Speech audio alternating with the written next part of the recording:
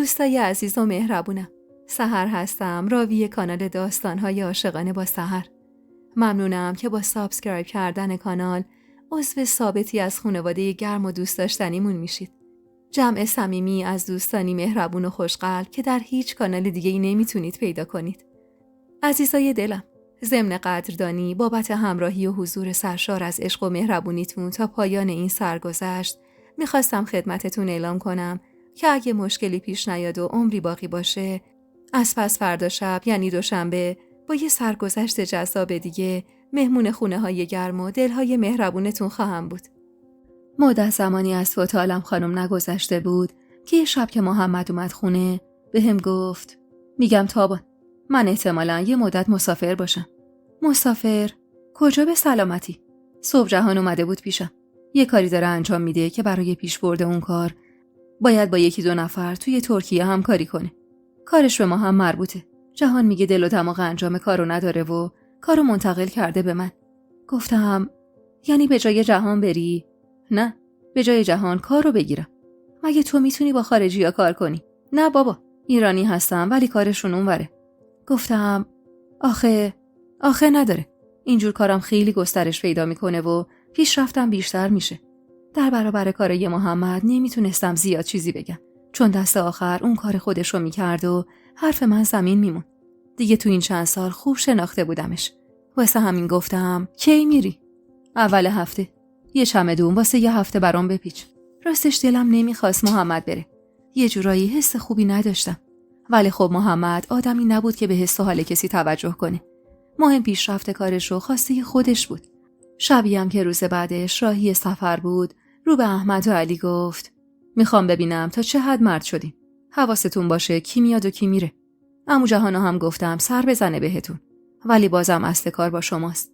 و اینطور بود که محمد راهی اون سفر شد و من هیچ فکر نمی کردم که اون سفر بتونه زندگی ما رو زیر و رو کنه. 2 روز بعد از رفتن محمد گذشته بود و بچه‌ها رفته بودن سراغ کارشون که تلفن خونه زنگ خورد.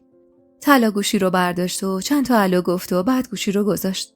اما چند دقیقه بعد دوباره گوشی زنگ خورد. خودم رو به گوشی رسوندم و برداشتم و گفتم الو. صدای جهان پیچید تو گوشی که گفت سلام. نمیدونم چرا ولی یهو ترس نشست به جونم. گوشی رو محکم چسبیدم و گفتم سلام. سکوت کرده بود که دوباره گفتم الو. هان. بله هستم. راستش تماس گرفتم ببینم محمد نیست، به چیزی احتیاج ندارید؟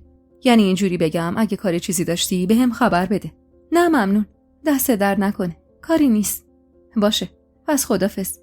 گوشی رو گذاشتم و نشستم رو صندلی کنار گوشی. من بچه نبودم، احمقم نبودم و از طرفی هیچ وقت حس ششمم به هم دروغ نمی گفت. جهان واسه چیزی که گفته بود تماس نگرفته بود. آخه دیگه تو اون سالها حتی خود جهانم میدونست که کار خونه کامل با منه. حتی وقتایی که محمد باشه. جهان خوب میدونست محمد صبح تا شب میره سر کار. از اونجایی هم که من یه مدت با مهناز حسابی صمیمی بودم، قطعاً میدونست تموم خرید خونه و کارای بیرون از خونه با خودمه. محمدم که صبح تا شب فقط میرفت سر کار و به کارای خونه کاری نداشت. و اینکه الان جهان تماس گرفته بود که اگه کاری داشتم خبرش کنم، واقعاً مسخره بود. حسم میگفت چون محمد نبوده، جهان خواسته از این موقعیت استفاده کنه. میشناختمش. هیچ وقت از حد مجاز خودش خارج نمیشد. اینو مطمئن بودم. ولی خب همون تماسم واسه من ناخوشایند بود. نمیخواستم دوباره اتفاقی بیفته تو زندگی. من خیلی سختی کشیده بودم تا بتونم خودمو تا اون مرحله برسونم، ولی نمیخواستم و نمیتونستم اجازه بدم جهان دوباره فکرمو به هم بریزه. هرچی بود سعی کردم فکرمو سوق بدم سمتی که جهان بی‌منظور تماس گرفته. رفت و برگشت محمد 10 روزی طول کشید. وقتی هم اومد کلی سوغاتی واسه همه آورده بود. آخر شب که بچه‌ها رفتن تو اتاقشون بخوابن، کنارش نشستم و گفتم کارت خوب پیش رفت؟ آره خیلی خوب بود. ببین تابان، اگه بشه و بتونم کارو گسترش بدم خیلی خوب میشه. شاید بشه کلاً از اینجا رفت. کجا؟ ترکیه؟ درسته، اونجا هم خوبه، ولی من تو فکرم جاهای بالاتره، سمت اروپا. نمیدونی چه زندگیایی میکنن، زندگیایی که ما تو خوابم نمیبینیم. محمد اونقدر با ذوق و شوق حرف میزد که دلم نیومد ذوقش رو کور کنم. مدام میگفت باید جمع کرد و از این مملکت رفت. اما من تمام اینا رو با یه هیجان اولین سفر خارج از کشورش دونستم و دل دادم به دلش.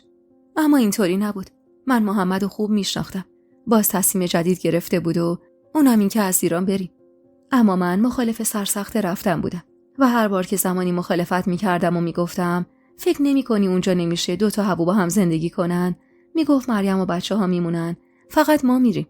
هرچی هم میگفتم دوست ندارم و واسم سخته، میگفت عادت میکنی. یه شب که داشت خیلی جدی برنامه ریزی میکرد گفتم محمد واقعا آدم زورگویی هستی. این اولین باری بود که این حرفو بهش زده بودم. یعنی حقیقتا تا اون روز جرأت زدن این حرفو بهش نداشتم. وگرنه که از روزی که زنش شده بودم میدونستم چقدر زورگوه. دست از حساب کتاب برداشت و با اخم نگام کرد و گفت بعد میخوام زندگی بهتری داشته باشید. من واسه کی دارم این سالها سگدو میزنم؟ به خاطر شما دیگه. گفتم میدونم دستت هم درد نکنه، ولی اینی که تو میگی ناممکنه. حداقل واسه من غیر ممکنه. ممکنش میکنم. محمد زور میگی. همین تهرونم سخت تونستیم سازگار بشیم. حالا باز بلند بشیم بریم مملکت غریب، جایی که نمیدونیم کارت میشه یا نمیشه، جایی که حتی بلد نیستیم 2 کلمه حرف بزنیم. محمد اما از اون شب دیگه بحث خاصی در مورد مهاجرت نکرد، ولی ماهی یه بار چند روز میرفت ترکیه واسه انجام کاراش. اون وسط اما احمد هم حسابی پشت محمدو گرفته بود و میگفت خوشم میاد بابام به فکر پیشرفتمونه. ولی علی نه، ترجیح میداد همین ایران بمونه. رفت آمدای محمدم گاهی طولانی میشد.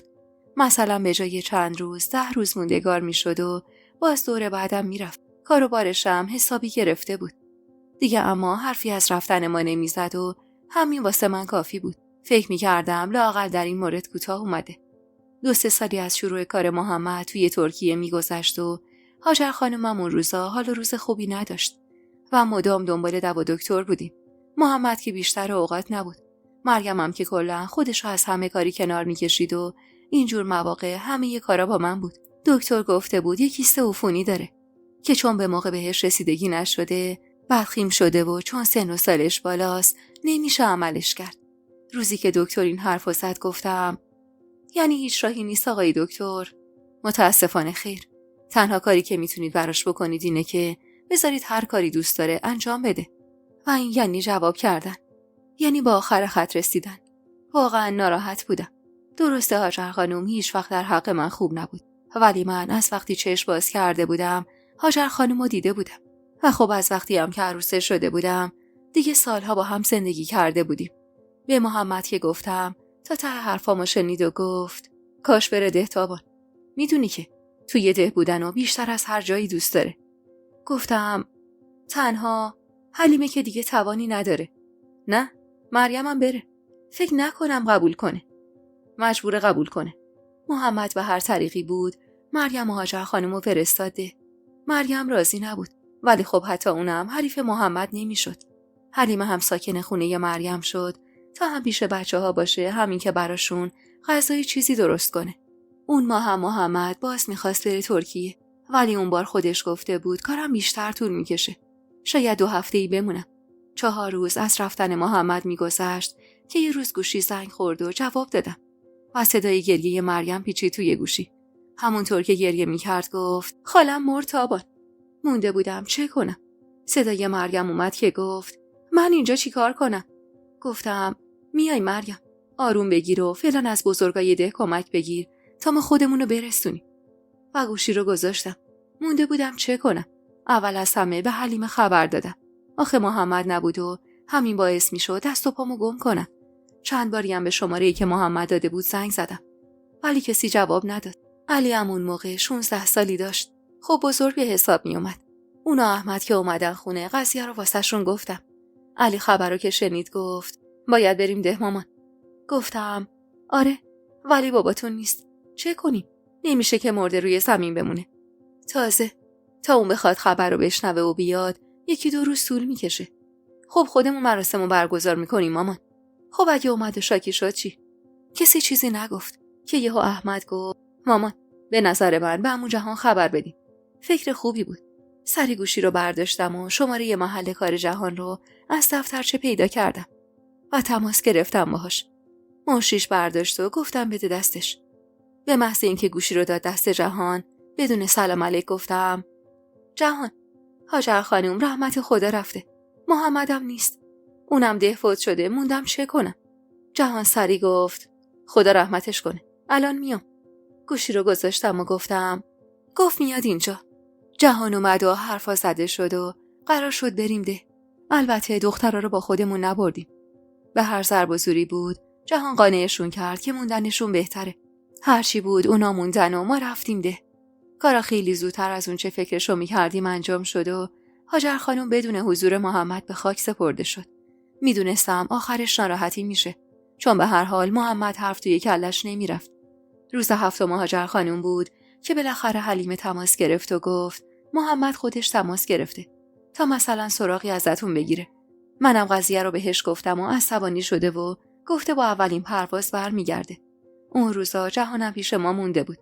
به جهان که حرفای حلیمه رو گفتم گفت خوبه. گفتم خوبه؟ آره خب. پس بگم بده؟ خب بیاد قیامت میکنه. جهان بی خیال گفت توقع نداشتی تا ابد اونور بمونه که. بالاخره برمیگشت و میفهمید مادرش فوت شده. یه هفته هم گذشته. مگه میشد این همه وقت مرده رو نگه داشت؟ نه. ولی چی؟ مگه تماس نگرفتی؟ مگه نخواستی خبر بدی؟ خب خودش رو پیدا نکردی. کسی هم مقصر باشه اونه، نه تو.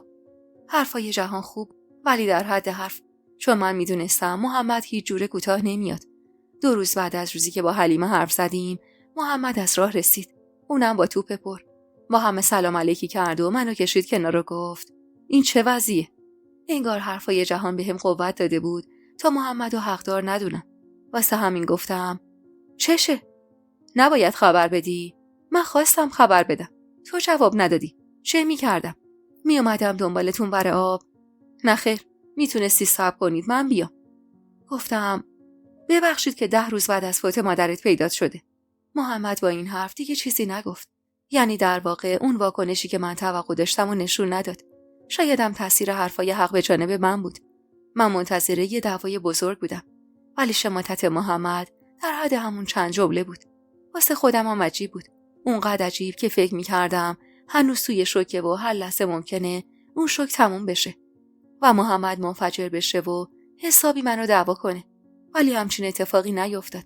جهان و پسرا برگشتن تهران و ما موندگار شدیم. هرچند که محمد مدام در حال رفت و آمد بود و میگفت کارا رو نمیشه رها کرد و باید بالای سر کار خودم باشم. این عشق به کارش حتی مهمتر از بچه‌هاش و زندگیش بود. هر چی بود گذشت. 40 هاجر خانمو که دادیم، محمد در عمارت رو قفل کرد و گفت خیلی خوب. این درم واسه همیشه بسته شد. راستش دلم گرفت. اینکه یه روزی چه برو بیایی تو اون عمارت بود و حالا درش بسته میشد. حتی به محمد گفتم کاش کسی میموند اینجا و کارای خونه رو میکرد. حیف این در بسته بشه. حیف مرده ها که مردن. اینجا هم تا امروز بوده، عمرش تموم شد و رفت. دلم هم نمیخواد مدام حواسم پی اینجا باشه و دل واپس باشم که اینجا چه کم و زیادی هست. بعدشم ما قبلا عیدی تابستونی می اومدیم اینجا چون ننه زنده بود. الان که دیگه اونم نیست. بدون صاحب خونه هم که این خونه صفایی نداره. صفای این عمارت به حضور پدر و مادرم بود که هر دو به رحمت خدا رفتن. راست میگفت. صفای هر خونه‌ای به صاحب خونه است. که حالا دیگه نه حاج جعفری بود نه حتی هاجر خانومی. برگشتیم تهران و محمد باز عزم رفتن کرد. دیگه واقعا کلافه شده بودم. هر ماه 2 هفته‌شو نبود و من با 3 تا بچه توی خونه و کار 2 تا خونه کلافه شده بودم. اون بار وقتی میخواستم واسه شمعدون ببندم گفتم انگار این کار تو دائمی شده. آره خدا رو شکر. خدا رو شکر. والا محمد من خسته شدم. نمیکشم دیگه. تمام بار این زندگی رو دوش منه. پول که هست. مگه همه چی پوله؟ مرد حسابی. نمیبینی کار اون یکی خونه هم با منه؟ مریم که کامل خودش رو کشیده کنار. 3 تا بچه هم خودم دارم که مدام رسیدگی میخواد. مردیم نذاش ادامه بدم و گفت غر نزن تابان. مگه بهت نگفتیم بریم؟ گفتی نمیتونم. گفتم خب تو نرو. من نمیتونم. کارم پیشرفت خوبی داره. نمیتونم که رهاش کنم. محمد هیچ وقت از اون کار نمیگذشت. اینو خوب میدونستم. ولی گاهی اونقدر پر میشدم که واسه خالی کردن خودم مجبور به غر زدن میشدم. وگرنه من ذاتاً آدم غر زدن نبودم. رفت و آمد محمد اما هر بار طولانی تر میشد. طوری شده بود که بیشتر مدت اونجا بود و فقط واسه سر زدن به ما میومد و برمیگشت. هر چقدرم که من غر می‌زدم یا بچه‌ها گله می‌کردن، اون کار خودش رو می‌کرد. تمام اون 2-3 سال با همین وضعیت گذشته بود. سخت بود. ولی خب مگه چاره‌ای هم داشتیم. علی دیپلمش رو که گرفت علنا اعلام کرد دیگه نمیخوام درس بخونم. محمد اینو که شنید از پشت تلفن تا تونست باهاش دعوا کرد. جوری که علی گوشی تلفن رو کوبید زمین و گفت هر کاری دلم بخواد میکنم. منم حریفش نبودم. محمدم نبود و من دستنها نمیدونستم باید چی کار کنم. سر خود تصمیم گرفته بود بره خدمت سربازی و میگفت میرم سربازی و برمیگردم، بعدم میرم سراغ کار خودم. این بین رابطه خوبی هم با دختر دوم مریم داشت و این موضوع منو عذاب میداد. الهه، دختر دومی مریم دختر ریزنقش و با نمکی بود که از حب و بغض مریم توی وجودش خبری نبود. گاهی هم تو خرید رفتنا کمک حالم بود یا میومد پیشم و تو کارا کمکم میکرد. حدوداً 1 سالی از علی کوچیک‌تر بود و من میدیدم که نگاهشون به هم چطوره. راستش دلم نمیخواست حسم درست حساب در بیاد. هرچی که بود من و مریم با هم هوو بودیم. اما هیچی اونجوری که ما میخوایم پیش نمیره. روزی که علی اومد و گفت 2 هفته دیگه قراره بره خدمت، دست به چارچوب در گرفتم و گفتم علی جان مامان، لااقل صبر میکردی بابات میومد. شاید میتونست کاری کنه راه نزدیک بیفتی. اما علی با عصبانیت گفت بابام، مگه تو بابایی میبینی؟ 5 ماه رفته سریم به ما نزده. خودتو گول میزنی مامان. راست میگفت. اون بار 5 ماه شده بود که محمد رفته بود. فقط تلفنی ازش خبر داشتیم. دیگه کارش توی ترکیه تموم شده بود و اون مدت ایتالیا کار میکرد. علی عزمش رو جزم کرده بود برای رفتن و من دلم خون بود. ولی راه به جایی هم نداشتم. هرچی که بود علی راهی سربازی شد. جهانگاهی تماسی میگرفت و حالی میپرسید. اما مدام میگفت والا محمد دیگه شورش رو در آورده از کار کردن زیاد. راست میگفت. همه ی زندگی محمد شده بود کارو، ما فقط از طریق حساب بانکی باهاش در ارتباط بودیم. از خانواده داشتن، فقط حساب بانکی پر کردن و یادش مونده بود. حلیمه همون روزا اونقدر ناتوان شده بود که حتی دیگه نمیتونست از جاش بلند بشه و مدام میگفت من اگه مردم ده خاکم کنید و نذارید اینجا غریب بیفتم. وقتی که این حرفو میزد بهش میگفتم نگو حلیمه، منو تو این دنیا تنها نذار. من بی تو تک و تنها چه کنم؟ اونم با همون لحن مهربونش میگفت دیر و زود داره ولی سوخت و سوز نداره. خدا رو شکر که زندگی داری، شوهر داری و 3 تا بچه یه دسته گلم خدا بهت داده. من پیرزن و واسه چی میخوای؟ اما من حلیمه رو مثل مادر نداشتم میدونستم. خیلی واسم عزیز بود. از روزی که چشم باز کرده بودم پیش این زن بزرگ شده بودم. تصور نبودنش تو این دنیا حالمو بد میکرد. یادم علی دوری آموزشی رو تموم کرده بود و واسه خدمت افتاده بود شیراز. تازه رفته بود که یه روز صبح حال حلیمه بد شد. کسی هم خونه نبود. سری ماشین گرفتم و رسوندمش بیمارستان. ولی خب هنوز به بیمارستان نرسیده بودیم که تموم کرد و من تنها تر از اون چه که بودم شدم. حلیمه یار و یاور من بود. مادرم بود. از بچگی تا اون سن که 35 سال داشتم همیشه پشت و پناهم بود و حالا انگار بیکس‌ترین آدم روی زمین بودم.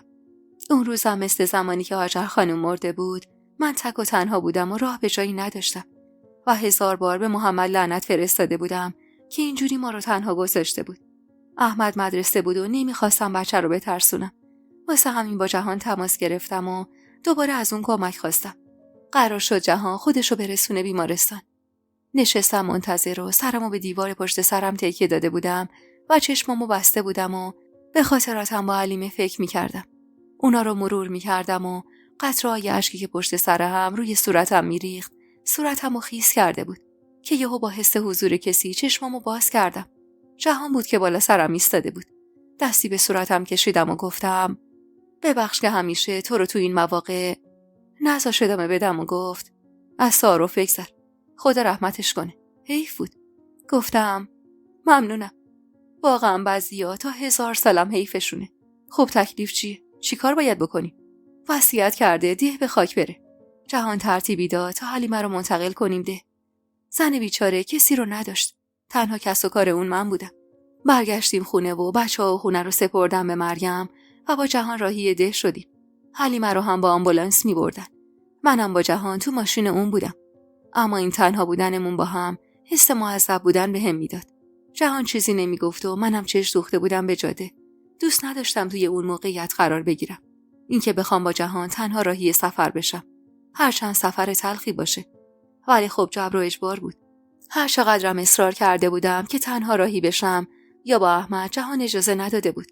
میگفت اونقدر هم بی کس و کار نیستی که من کاری ندارم و اون بچه هم از درسش نیفته. هر چقدر محمد به کارش میچسبید، احمد 100 برابرش به کتاباش و درسش میچسبید. و اینا همه میدونستن. هر چی بود، الان من و جهان تنها توی ماشین نشسته بودیم و میرفتیم ده. جهان چیزی نمیگفت و همین خوب بود. منم چشمامو آروم بستم و سرمو به پشتی صندلی تکیه دادم که یهو صداش اومد که گفت اگه خسته‌ای یکم استراحت کنیم. توی همون حال با چشمای بسته گفتم نه، بریم که حلیمه تنها نمونه. یادش بخیر، یه زمانی تنها آدمی که من بهش اعتماد داشتم حلیمه بود. گفتم من همه عمرم به تنها کسی که اعتماد داشتم حلیمه بود. جهان آهی کشید. کاش نگذشته بود. کاش توی همون روزا مونده بودیم. جوابشو ندادم. چون اصلا دلم نمیخواست حرف از گذشته ها زده بشه یا حرف اونجایی کشیده بشه که نباید. ولی جهان کوتاه نیومد و گفت دلم حتی برای از پنجره داخل اتاق اومدنم تنگ شده. باور میکنی؟ باز چیزی نگفتم که جهان آروم ادامه داد. تابان، با تو هم. حواست به من هست؟ پس چرا چیزی نمیگی؟ شاید نمیخوام یادآوری کنم. یعنی اینقدر تلخ بود برات؟ پوزخندی زدم و گفتم تلخ یه زمانی شیرین تر از عسل بود، ولی بعدش از زهرم تلختر شد. جهان انگار مطمئن نباشه از ادامه دادن کمی مکث کرد و گفت من نخواستم تابان، نخواستم اینطور بشه، ولی شد. همیشه به خاطرش خودم رو لعنت کردم که چرا مقاومت نکردم، چرا از مادرم دست نکشیدم. مگه میشه همچین چیزی؟ آره، اون مادرم بود و خواه ناخواه میبخشید، ولی من الان منو نگاه کن، چی دارم توی این زندگی؟ هان؟ هیچی. نشستم تا اجلم برسه. رومو کردم سمت جاده و گفتم حرف بی خود نزن. واقعیتو دارم میگم تابان. بهتره حرف نزنی و رانندگی تو بکنی. جهان ساکت شد، ولی فقط واسه یه مدت کوتاه و دوباره به حرف اومد و گفت از محمد چه خبر؟ هیچی. ته این کار چی میشه؟ کدوم کار؟ همین دیگه، زندگی شما اینور اون اونور. چی میخواد بشه؟ محمد همه زندگیش کارشه، وگرنه چه احتیاجی داره؟ تصمیم به رفتن نداری؟ من؟ نه. البته که محمدم دیگه همچین پیشنهادی نمیده. اوایل میگفت، ولی از وقتی رفته ایتالیا دیگه حرفی نمیزنه. معلومه. چی معلومه؟ هیچی. یا حرف نزن یا اگه حرفی میزنی تمومش کن جهان. معلومه نمیخواد اونور مسئولیتی داشته باشه. یه جوری خاص گفته بود، جوری که انگار بخواد من هشداری بده. برگشتم سمتش و گفتم منظورت چی بود؟ هیچی، همینطوری. جهان یه لبخندی رو لبش نشست و گفت یه زمانی برای اینکه اینطوری بگی جهان همه چیزمو میدادم. ناخودآگاه باز گفتم جهان. لبخندش به خنده تبدیل شد و گفت بگو چی میخوای بگی؟ چرا اینطوری گفتی؟ چیزی از محمد میدونی؟ تابان نگو که حتی شکی بهش نکردی. آخه کدوم مردی چند ماه خارج از کشور میتونه بدون خلاف دووم بیاره؟ گیج و سردرگم گفتم خلاف؟ کلافه گفت منظورم دزدی و جنایت و اینا نیست. منظورم از خلاف اینه که از کجا مطمئنی بهت متعهده. حرفی رو زده بود که مدتها تو سر خودمم میچرخید، ولی نمیخواستم قبولش کنم. این که دیگه محمد پیشنهاد رفتن به ما نمیداد، این که چند ماه ایران نمی اومد و این که خوشحال و شاد بود و هیچ گله و شکایتی از وضعیتش نداشت، همه اینا نشون میداد که جهان درست میگه. جهان سکوت منو که دید ادامه داد. ببخشید، نمیخواستم به شک بندازمت، ولی خب در مقام دفاع از محمد بر اومدم و گفتم محمد فقط خوره کار داره. بعید میدونم اهل این کارا باشه. خب اگه باشه برات مهمه؟ به فکر فرو رفتم. برام مهم بود یا نبود؟ و لب زدم نمیدونم. لحنم چطور بود و نمیدونم. اما جهان گفت در این حد سرد؟ گفتم واقعا نمیدونم. البته کی دونستن و ندونستن من توی این زندگی مهم بوده. همونطور که نگاهش به جاده بود گفت نه که تو زندگی من خیلی مهم بوده. خب تو لااقل میگی پای تصمیم خودم کشیدم اون درد رو. تصمیم خودم؟ آره، مگه تو نبودی که تصمیم گرفتی بری و 7 ماه خبری ازت نشه؟ اونجا من تصمیم نگرفتم تابان. یکی به جام تصمیم گرفت. آروم گفتم و تو پذیرفتی. باور کن که شرایط بدی بود. وگرنه من هیچ وقت نخواستم تو رو تنها بذارم. دوباره با همون لحن آروم گفتم ولی گذاشتی. شنید و گفت باور کن هدفم این بود با مهناز فقط نامزد کنیم. میدونستم اون دخترم منو نمیخواد. از سر اجبار داشت اون کارو میکرد. اینو مطمئن بودم. گفتم نامزد میکنیم، بعد مادرم میبینه با هم نمیسازیم، رضایت میده به تو. ولی یهو خبر رسید تو با محمد ازدواج کردی. عصبی گفتم یهو میدونی چه شرایط سختی بود؟ هاجر خانم به هر بهونه‌ای میخواست منو شوهر بده و علی رو ازم بگیره. براشم مهم نبود که، فقط میخواست من از اون امارت برم. من چاره‌ای نداشتم. بعدشم که سر و کله محمد پیدا شد و گفت اگه قبول نکنم منو شوهر میده به کسی که ندونم باید کجا برم و علی رو ازم میگیره. با لحن مخمومی گفت میدونم. پس نگو یهو. ساکت شد و دیگه چیزی نگفت. تا برسیم ده دوتایی سکوت کردیم. حلیمه رو خیلی غریبانه با حضور یه تعداد از آدمای ده به خاک سپردیم و یه شبو باید ده میموندیم. راستش موندم با جهان توی ساختمون بسته خیلی واسم سخت بود. درسته آدم چشناپاکی نبود، ولی خب حس خوبی نداشتم. اما چاره‌ای نبود. وارد عمارت که شدیم هواش حسابی سرد بود و گفتم تا بیاد این خونه گرم بشه صبح شده. بی خیال. یه چراغ توی اتاق بذار، پتو اینا هم میذاریم گرم میشیم. فقط یه شب دیگه. چراغی روشن کردم و جهان برد سمت اتاقی که قبلا من توش ساکن بودم و جهان از پنجرش رفت و آمد میکرد. با تعجب نگاش کردم و گفتم یعنی جای دیگه تو این عمارت نبود؟ اینجا بهترین جای این خونه است. بعدم رفت و چند تا پتو آورد و در اتاقو بست. همینجور هاج و واج داشتم نگاش میکردم که داره چیکار میکنه. از حرکت که ایستاد گفتم تو اینجا بمونی من چیه؟ میترسی؟ از تو؟ آره. نه. از کجا در آوردی؟ خب داری فرار میکنی. من تو چی تابان؟ من اگه آدمش بودم اون موقع که تنها بودیم و جوان بودم باید ازم میترسیدی. نه الان. من نمیترسم. فقط حس خوبی ندارم. بهتره داشته باشی تابان. چون اگه امشب هر جای دیگه این عمارت بخوابی صبح زنده هم باشی سینه پهلوی اساسی کردی. بمون اینجا لااقل حرف میزنیم تا صبحم خوابمون نمیبره. قرار نیستم اتفاقی بیفته. ما دوتا آدم عاقل و بالغیم. دیگه جوون 16-17 ساله که نیستیم. گفتم آره دیگه. فردا هم با بیخوابی بشینی پشت فرمون و هر دومونو به کشتن بدی. ناراحت میشی؟ از چی؟ از اینکه دوتامون با هم بمیریم. بد نیست. نه. لااقل اون دنیا با همیم. پتویی دور خودم پیچیدم و گفتم راستش از مردن نمیترسم. ولی بچه‌هام اونا گناه دارن. پتویی دور خودش پیچید و گفت باز خوبه لااقل تو امیدی برای موندن تو این دنیا داری. اینو گفت و کنار پنجره ایستاد. روی رخت خوابای گوشه اتاق نشستم و گفتم تو نداری؟ به نظر دارم تابان. لااقل تو بچه‌هایی داری که به امیدشون زنده باشی. خب تو خودت نخواستی. چیو؟ بچه؟ مهناز دلش بچه میخواست. اگه بچه دار شده بودی شاید اونم دلش گرم زندگیش میشد و نمیرفت. واقعا باورش کردی؟ نمیکردم. مهناز از همون اولم به اجبار زن من شد. در واقع واسه هر دومون اجبار بود. از همون اولم دنبال راهی بود خودشو آزاد کنه. اینو از منی بپرس که چند سال باهاش زندگی کردم. البته اگه قبولم داری. گفتم ولی مدام ناراحت بود که بچه‌ای از تو نداره. شاید میخواست با وجود بچه خودشو مجبور به موندن کنه. خدا رو شکر که همچین اتفاقی نیفتاد و یه بچه بیگناه به خاطر خودخواهی ما به این دنیا نیومد. پتو رو محکم‌تر پیچیدم به خودم و نگاش کردم.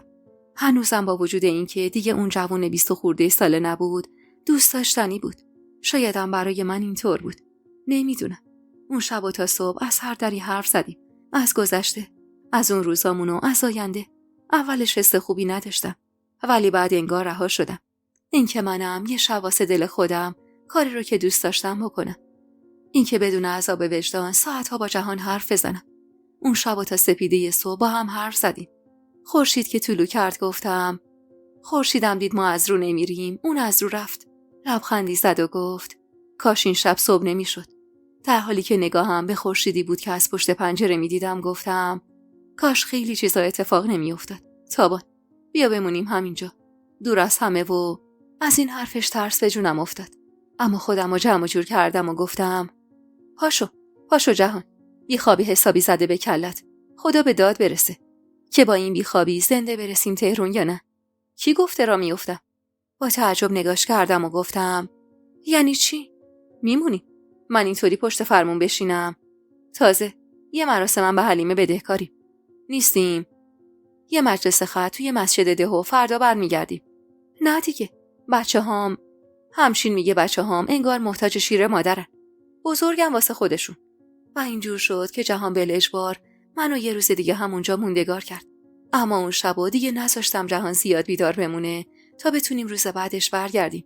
وقتی جهان ماشینو دم در خونه ما تو تهرون نگه داشت گفت خدا رحمت کنه حلیمه رو. رفتنشم برای من یادآور خاطرات خوب بود. بغض کردم و گفتم ولی دیگه نیست. نمیدونم چطور جای خالیش تو زندگیم پر میشه. لازم نیست پر بشه. همین که همیشه به یادش باشی یعنی هست. گفتم ممنونم. تو هم خیلی اذیت شدی. تا باشه از این اذیت‌ها. جهان منو پیاده کرد و رفت. راستشون 2 روز یه جورایی برای من انگار توی خواب و بیداری گذشته بود. نمیدونستم واقعا خواب بوده یا واقعیت. ولی خب هرچی بود حال خودمو خوب میکرد. جوری که حتی طلا هم متوجه شده بود و میگفت مامان فکر میکردم ننه حلیمه بمیره تو حالت بد بشه. ولی انگار تازه حالت بهترم شده. گفتم ربطی به مردن ننه حلیمه نداره دخترم. اون که راحت شد. مخصوصا که این آخریا حالش اصلا خوب نبود و زمینگیر شده بود. ولی خب گاهی آدما بی جهت حالشون خوبه. همونطور که گاهی بی جهت حالشون بده. بعد از اون روز خبری از جهان نداشتم. و همین که اینطور حد و حدود خودش رو میدونست واسه من بالاترین احترام بود. محمدم کلاً ازش خبری نبود. ماه 8 بود که رفته بود و هر چند وقت یه بار فقط تماس میگرفت و حالی میپرسید. و من علنا زن شوهرداری بودم که شوهر نداشتم و فقط اسم شوهر رو یدک میکشیدم. عید و نوروز اون سال محمد از راه رسید. اما با شکل و ظاهری متفاوت. موهای سفیدش رو رنگ کرده بود. سر و صورتش رو کامل صفا داده بود و لباسای متفاوتی پوشیده بود. جوری که ناخودآگاه وقتی دیدمش گفتم خودتی محمد؟ قهقهه‌ای زد. یعنی اینقدر تغییر کردم. والا چی بگم؟ یه آدم دیگه شدی. خوبه که. محمد خودش میگفت خوبه. ولی من بوی خوبی از اون تغییرات به مشامم نمیرسید. چیزی نگفتم. ولی حس خوبیم نداشتم. 2-3 روز اول عیدو که رد کردیم محمد گفت من احتمالاً آخر تعطیلات باید برگردم. با تمام حرصی که داشتم گفتم 9 ماه از سال اون ور بودی. لااقل 1 ماه این ور بمون. کار که معطل نمیمونه تابان. یه زمانی اینجا هم کار داشتی. یادت که نرفته. اونو کلاً میخوام جمع کنم. چرا؟ کسی بالا سرش نیست بعدم صرفه نمیکنه. گفتم این همه کارمندو میخوای چی کار کنی؟ حق و حقوقشونو میدم و مرخصشون میکنم. میگم که نمی صرفه واسم. گفتم اینجا رو جمع کنی دیگه همین 9 ماه یه بارم نمیای سراغمون. نه بی خیال گفت من آدم اینجا موندن نیستم تابان. با بدخلقی گفتم اینو که داریم میبینیم آقا. یه چیزی بگو که ندونم. تابان اینقدر غر نزن. آخرش هم میگی تابان غر نزن. چیه؟ میخواید بیاید اونجا؟ نه. پس حرف حسابت چیه؟ هیچی. محمد تمام اون روزایی هم که پیش ما بود گوشی تلفن از دستش نمیافتاد. گاهی ساعتها با تلفن حرف میزد و میگفت کاریه. ولی خنده هاشو حرفای آرومش هیچ کدوم به تماس کاری نمیخورد و همین منو عصبی میکرد. یه شب سر سفره شام محمد رو به احمد گفت امسال درس تمومه. نه. بله بابا. کنکور بدم و برم دانشگاه. وقت تو الکی اینجا تلف نکن. سربازی رو هم یه کاریش میکنی. برو یه کشور دیگه درس تو بخون. واقعا بابا؟ آره. شاکی گفتم رفتن خودت کم بود این بچه رو هم هوایی میکنی. آینده‌ش تابان. نمیتونه که تا ابد خودش رو حبس اینجا کنه. گفتم همینجا هم میتونه درس بخونه. مگه اینجا چشه؟ ولی اونور یه چیز دیگه است. حیفه. بچه‌ای که این همه استعداد داره نباید اینجا بمونه. و از اون شب حرف افتاد توی دهن احمد که میخوام برم. هرچی هم من میگفتم اون حرف خودش رو میزد. دست آخر اونقدر کلافه شدم که گفتم احمد به فکر منم باش. من چه کنم با دوری تو؟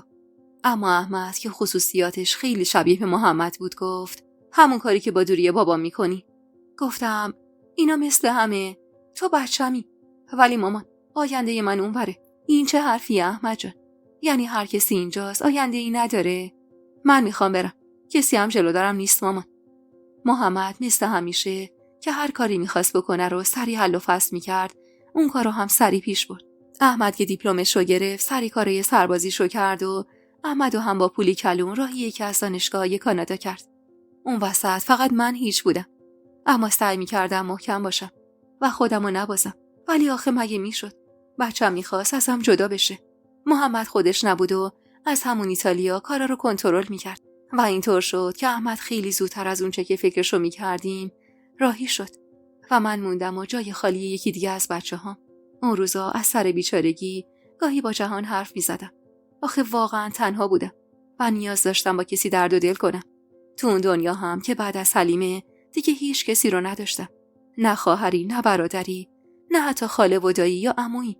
پدر و مادرم که از وقتی چشم باز کرده بودم ندیده بودم به خودم. و توی اون روزا جهان همیشه به هم میگفت تابان، اینا بچه‌های تو هن، نه ملک و املاکت. آخر سرم میرن دنبال زندگیشون. آخه این همه دور اینجا بودم فرقی به حالت داشت؟ معلومه که داشت. هر وقت اراده میکردم میدیدمشون. ولش کن، بذار آزاد باشه، سالم باشه، تو هم شاید موفقیتش باشی. کسی که بخواد بره میره، تو هم نمیتونی جلوشو بگیری. پس بذار حالا که رفته اونجا با آرامش به درسش برسه. جهان، هیچ کسی حال منو نمیفهمه. تو هم اولاد نداری که بدونی چی میگم. از قدیم گفتن آدم بی اولاد پادشاه بی غمه. هرچی که بود احمد راهی شد و یه روز سوار هواپیما شد و رفت سمت سرنوشتش. و اون روز انگار یه تیکه از وجود منو کندن و توی اون هواپیما نشوندن تا پسرم تو غربت تنها نباشه. روزای اول واقعا برام سخت بود، ولی خب مثل همه چی دیگه به اون قضیه هم عادت کردم. علی هم 6 ماهی از سربازیش مونده بود که یه بار اومد مرخصی و منو کناری کشید و گفت مامان، بابا با حرف زدی تازگی‌ها؟ نه، چطور؟ هر وقت صحبت کردی بهش بگو علی سهمشو میخواد. گفتم سهم چی؟ علی چشم توی چشمم انداخت و گفت سهم الارث پدریمو. گفتم خجالت بکش علی، بابات هنوز. مامان، سهم الارث پدری واقعیمو میخوام. 6 ماه دیگه هم سربازیم تموم میشه، میخوام کاروبار خودمو داشته باشم، زندگی خودمو داشته باشم. گفتم کارو که بابات داره، هنوزم جمعش نکرده.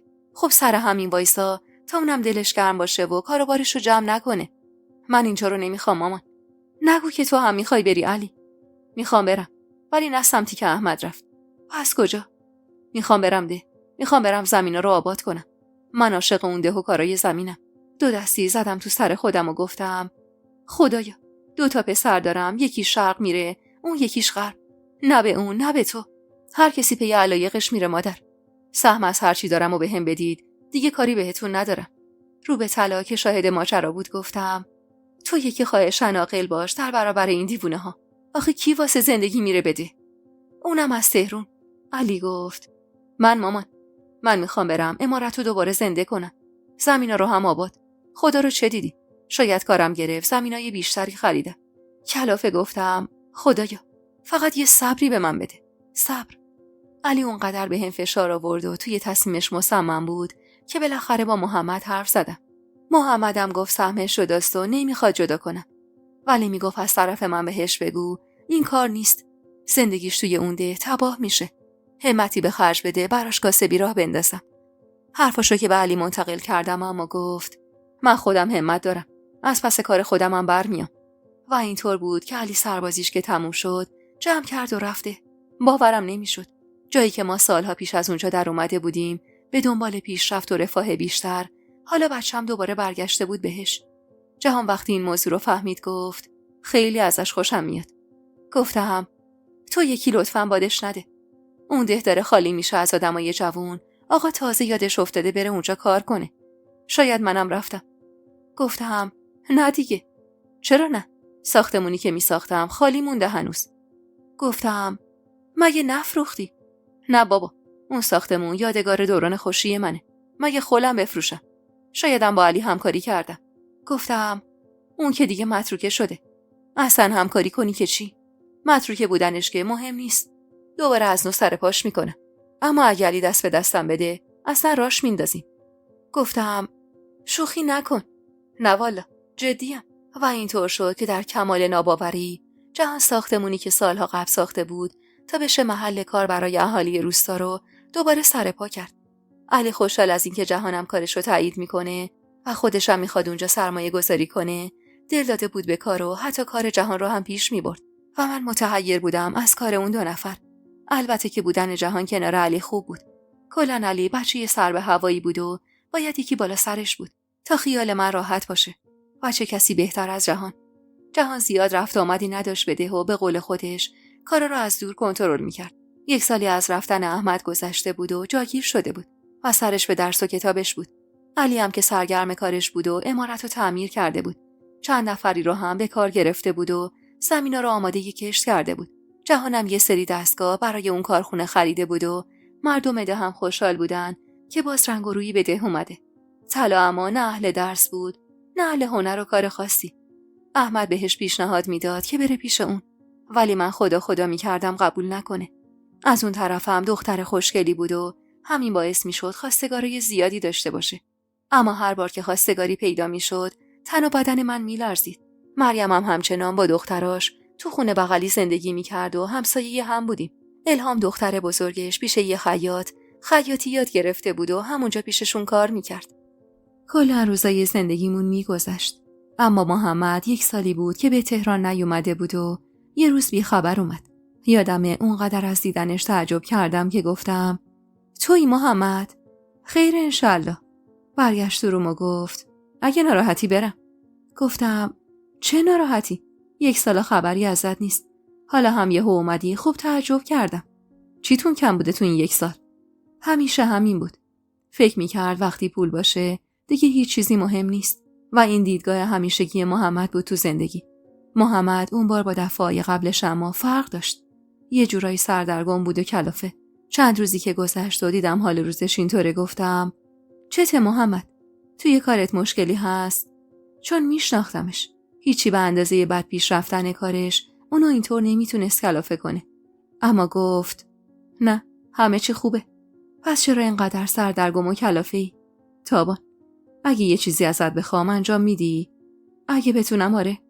میتونی. چی؟ و کمی راه رفت و هیچی نگفت که گفتم محمد دیوونم کردی. چته خوب؟ اما دوباره سکوت کرد. کلافه بهش نگاه میکردم که بالاخره رو کرده هم و گفت نمیدونم چطور بگم. هر جور راحتی. نشست جلومو دستمو گرفت و گفت میخوام ازت جدا بشم. یهو یخ کردم. خودمو عقب کشیدم و دستمو از میون دستاش کشیدم بیرون که ادامه داد هم از تو هم از مریم که سالهاست ازش شدم. فقط اسمش تو شناسناممه. تو نذاشتم حرفشو بزنه و گفتم چرا محمد؟ چی چرا؟ چرا میخوای جدا بشی؟ مسخره نکن تابان. مگه الان جدا نیستیم؟ تو این ور دنیا، من اون ور دنیا. خب تو خواستی اینو. من پی خواسته هام رفتم. تو هم پی چیزی که میخواستی. پوزخندی زدم و گفتم من پی خواسته هام رفتم. آره خب نخواستی بیای. گفتی نمیتونم اون ور بمونم. خب الانم میگم. خب پس درد چیه تابان؟ دردی ندارم. پس جدا شیم. گفتم چرا باید جدا بشیم؟ مثل همه این سالها به قول خودت کاری به هم نداریم. تو زندگی خودتو بکن، منم زندگیمو. نگران نباش. نمیذارم از لحاظ مالی مشکلی برات پیش بیاد. من حرف پول زدم. حرف منو میفهمی اصلا؟ میگم چرا بعد از این همه سال اینجوری زندگی کردن الان جدا بشیم؟ خب یعنی منم. سکوت کرد. چیزی که توی ذهنم میچرخید و به زبون آوردم و گفتم چیه؟ حتما میخوای ازدواج کنی؟ آره. نگاهش میخه نگاهم شد اما هیچی نگفت. پس درست حد زده بودم. راستش توی تموم اون سالها، چه از وقتی که هفته‌ای بود رفت و برگشتش، چه حالا که شده بود سالی، همیشه به این فکر میکردم که کی و کجا این بم میترکه. درسته که دیگه محمد اون جوون 20 اندی ساله نبود، ولی هم از لحاظ قیافه خوب بود، هم از لحاظ مالی وضعیت قوی داشت و اینکه تنها بود. هیچ وقت آنچنان برام این مسئله مهم نبود. من به محمد فقط عادت داشتم. کسی بود که در واقع ازم محافظت میکرد و من زیر سایش تونسته بودم خودم و علی رو جمع و جور کنم. حالا این وسط به جبر زمونه روابطی هم بینمون بود که حاصلش 2 بچه بود. در واقع حسادتی به محمد و روابطش نداشتم. من از سر اجبار با محمد ازدواج کرده بودم و هیچ وقت اون حسی که باید بینمون شکل نگرفته بود. واسه اونم احساس میکنم همین بود. چون اگر واقعا احساس قوی شکل گرفته بود، اینطور به این راحتی منو رها نمی‌کرد و بره و کارشو به هم ترجیح بده. سکوت محمد که طولانی شد گفتم خب دلیل همینه. نه تابان، من توضیح نمیخوام محمد. همینه. آره. سرشو انداخت زیر و گفت همینه. از جا بلند شدم و گفتم باور کنی یا نکنی همه این سالها منتظر این لحظه بودم. حالا کی هست؟ ایرونی نیست. گفتم دیگه از ده که هیچ. از ایرانم برات افت شنه. چرت نگو. تموم کار و زندگیم اونجاست. تنها بالاخره.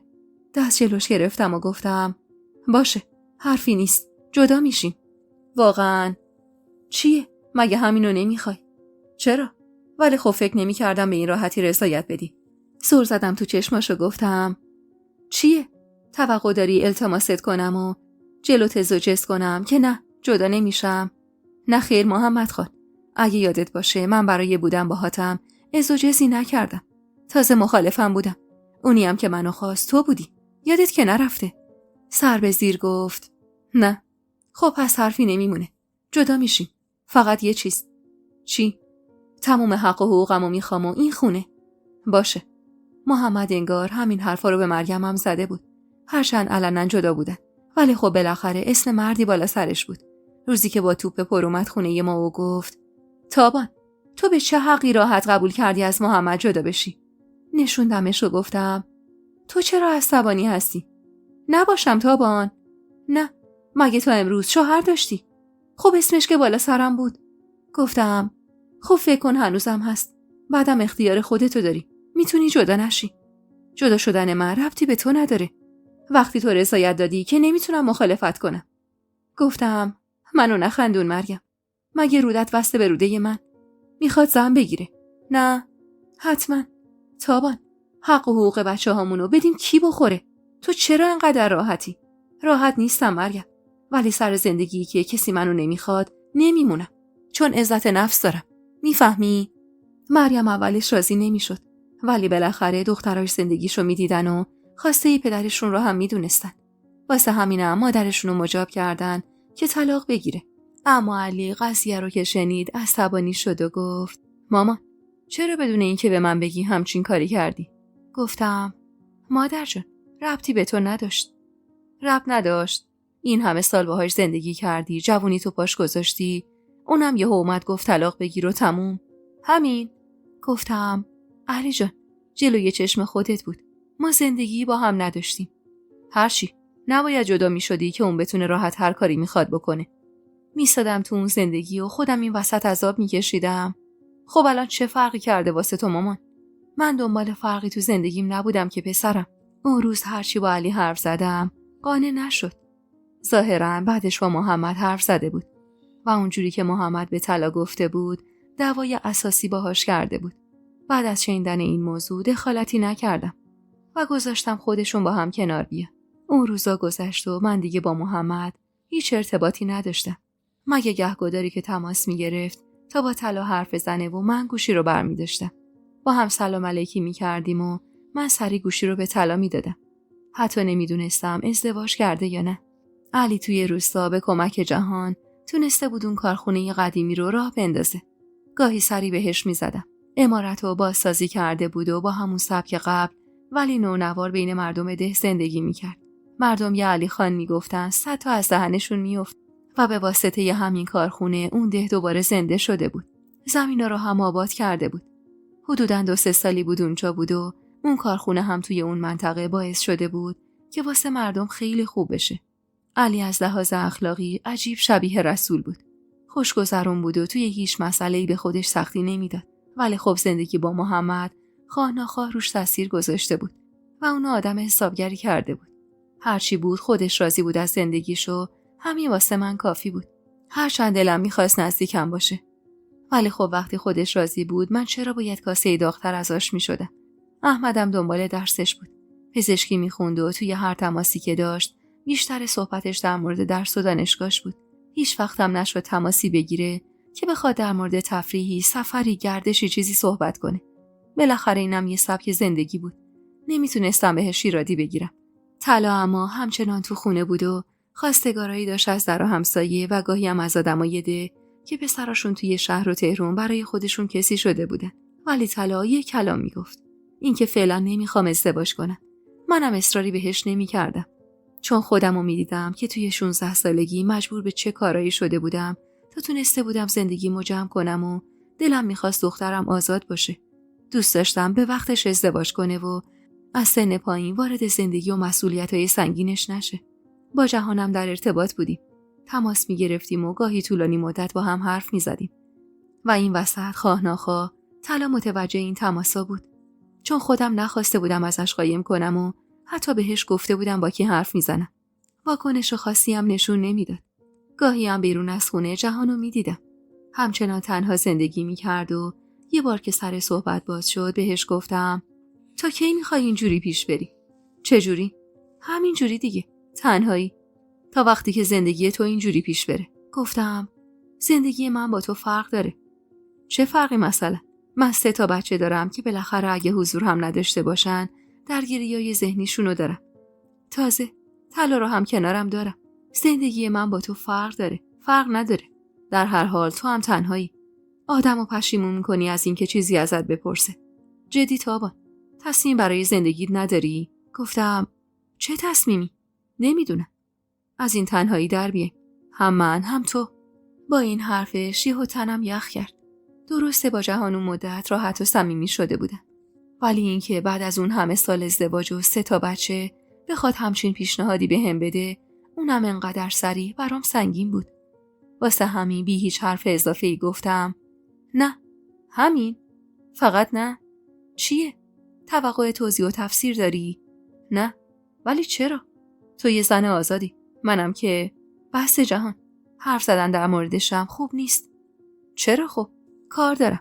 اگه کاری نداری خداحافظی کنی. خیلی خوب. مثل این که داری فرار میکنی. فعلا خداحافظ. گوشی تلفنو گذاشتم و نشستم همونجا. طلا اومد کنارم و گفت مامان چیزی شده؟ هان میگم چیزی شده؟ نه. چی بشه؟ نمیدونم. رنگ و رود پریده. چی بگم؟ شاید فشارم بالا پایین شده. مامان صبح که خواب بودی مریم جون زنگ زده بود. گفت هر موقع تونستی بهش زنگ بزنی. باشه.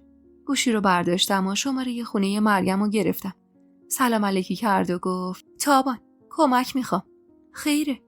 مریم کمی منومن کرد و گفت والا چی بگم؟ خونه ای بیام؟ با گوشی داشت با هم حرف میزد. اون وقت میگفت خونه ای. خندیدم و گفتم خب خونم دیگه زنه حسابی. چه میدونم. انگار خیلی هوش و حواس دارم.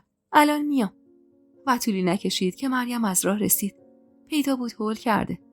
سرسری سلام علیکی کرد که گفتم خبریه؟ چی شده مریم؟ نگاهی به طلا که پیشمون بود انداخت. طلا که نگاهش رو دید گفت من توی اتاقمم. مریم رو نشوندم و گفتم چی شده مریم؟ این چه حال روسیه؟ راستش خواستگار اومده واسه الهام. گفتم به سلامتی. مبارکه. این که ترس نداره زن. ترسیدم. فکر کردم اتفاق بدی افتاده. آخه خودش موافقه. خب باشه. بالاخره دختر بزرگیه. نمیتونه که تا ابد بمونه پیشت. در هر حال باید شوهر کنه و بره سر خونه زندگیش. آخه من بدون مرد چه کنم؟ چه میدونم کیه؟ اصلا آدم درستیه یا نیست؟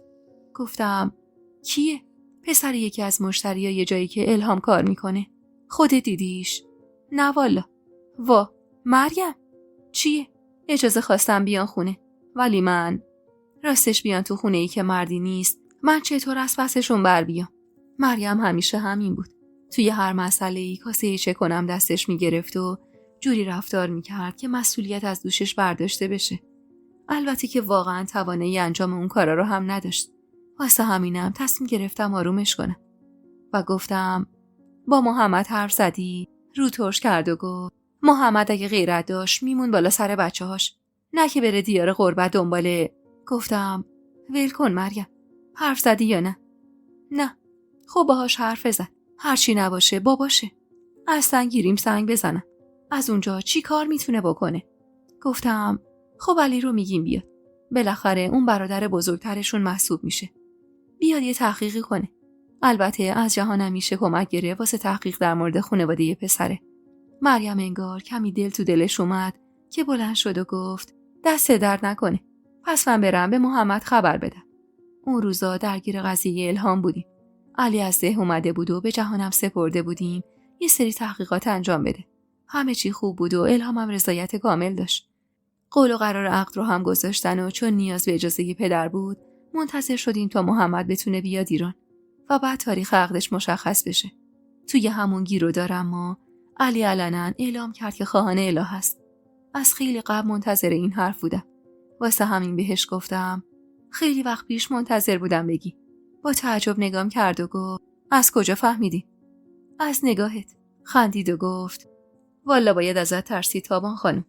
گفتم خب چرا حالا که اونا درگیر ازدواج الهام هستن؟ چون همیشه الهه میگفت اول الهام باید بره. گفتم باریکلا، پس قول و قرارم گذاشتین. سر به زیر گفت دیگه. اما حالا که بابای الهام میاد یه بار قضیه پیش بره بهتره. گفتم میخوای یه باره طلا و آزاده دختر آخری مریمو میگفتم. میخوای این دوتا رو هم شوهر بدیم کار محمد خان راحت بشه؟ نه، واسه اونا باید جدا بیاد. نمیخواستم منتی سرم بذاره که به خاطر من اومده ایران. من به شوخی این حرفو زده بودم. اما علی خیلی صاف و ساده حقیقتو به هم گفته بود. نگم که اون لحظه چقدر دلم واسه پسرم سوخت و سری گفتم چه منتی پسرم، میدونی که حرفشو نزنیم بهتره. و اینجوری شد که یه شب با علی و طلا رفتیم خواستگاری الهه. مریم که انگار اونم از قضیه خبر داشت و منتظر اون موقعیت بود با روی باز ازمون استقبال کرد. بچه‌ها که از قبل خواهان هم بودن و حرفاشونو هم زده بودن. واسه همین خیلی سریع انگشتر نشون دست الهه کردیم و اینطور شد که اولین پسرم سر و سامون گرفت. محمد دقیقاً 3 روز قبل از عقد کنون الهام از راه رسید. البته که تنها بود و زنشو نیورده بود. هنوزم همونطور شاد و قبراق و جوان بود و مریم میگفت تابان انگار خارجی‌ها خوب بهش ساختن. بالاخره هرچی که بود عقد کنون الهام انجام شد و 1 هفته بعدش عقد کنون الهه و علی. اما احمد نتونست واسه هیچ کدوم از مراسم بیاد و هر دو مراسم رو تلفنی پیگیری میکرد. مدتی که محمد ایران بود اول میخواست خونه ما بمونه، ولی وقتی دید من راضی نیستم و علی هم اخماشو کشیده توی هم گفت میرم هتل. ولی جهان مانع شد و 1 ماه که محمد ایران بود خونه جهان ساکن شده بود. اما چیزی که برام عجیب بود این بود که محمد و طلا مدام جیک تو جیک هم بودن. محمد از هر فرصتی استفاده میکرد و طلا رو میبرد بیرون، یا اگه جایی با هم بودیم مدام زیر گوشش پچ میکرد. یه روز که دیگه طاقتم تاق شده بود طلا رو کشیدم کنار و گفتم خیره، انگار زیادی دلت واسه بابا تنگ شده. خب معلومه مامان، میدونی چند وقت ندیدمش. میدونم مامان، ایشالا خدا محبتتون رو زیاد کنه. طلا دستمو که داشتم ظرف ترشی رو پر میکردم گرفت و گفت مامان جانم، من اگه یه وقتی ازدواج کنم تو ناراحت میشی؟ دستاشو محکم گرفتم و گفتم این چه حرفیه؟ اتفاقا اگه شما سر و سامون بگیرید من بابت شما خیالم راحت میشه. یعنی حتی اگه اینجا نباشم. یهو دستم سوس شد و گفتم یعنی چی؟ یعنی بخوام همراه بابام برم. گفتم بری؟ چرا؟ اصلا رفتنه چه ارتباطی به ازدواج داره؟ خب خواستگار از اون ور. با عصبانیت گفتم طلا، این خوابو بابات برات دیده؟ خب مورد خوبی بوده، بابا هم به من گفتم تو اینجا که همه رو میشناسیم هر کی ازت خواستگاری کرد گفتی نه. اون وقت چطور با آدمی که ندیدی و اصلا نمیشناسیش میخوای شوهر کنی؟ دیدم مامان. آفرین. اون وقت کجا؟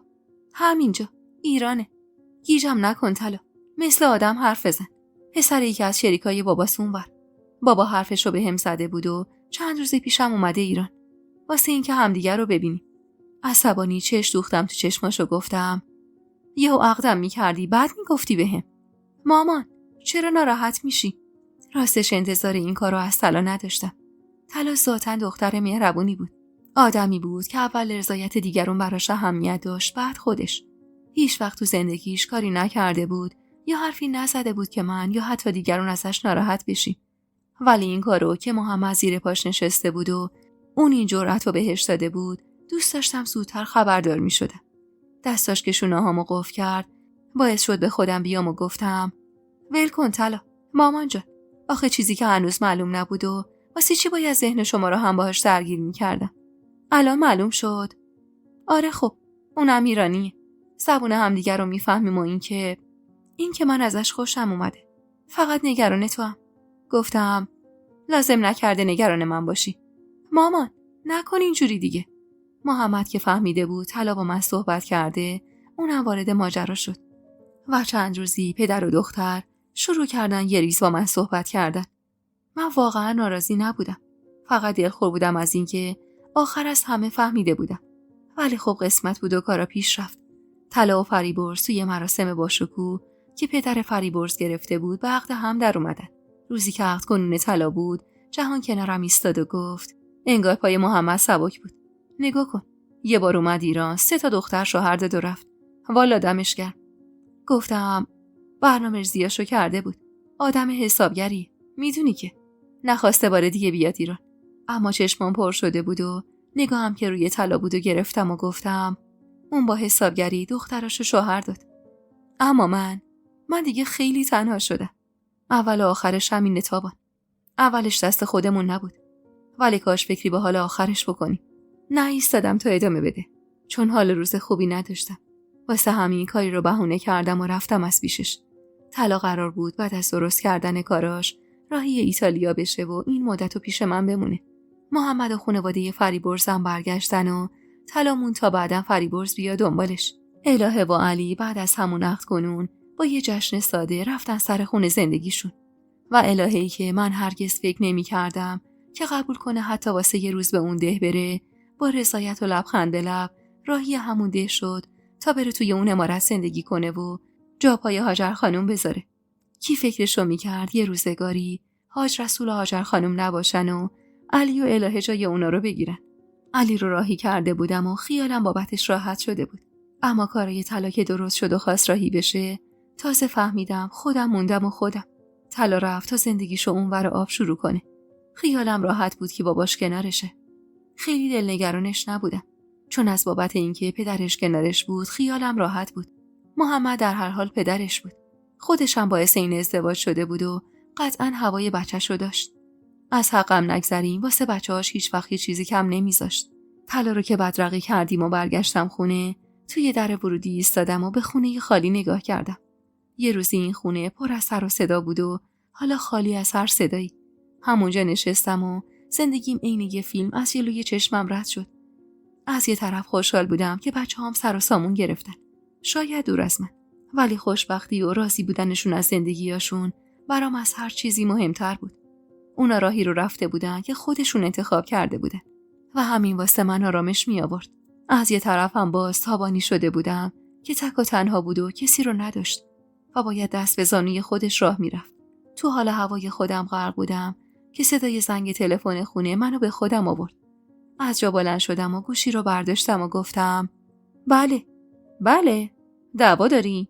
صدای خودش بود. جهان. چشمامو بستم.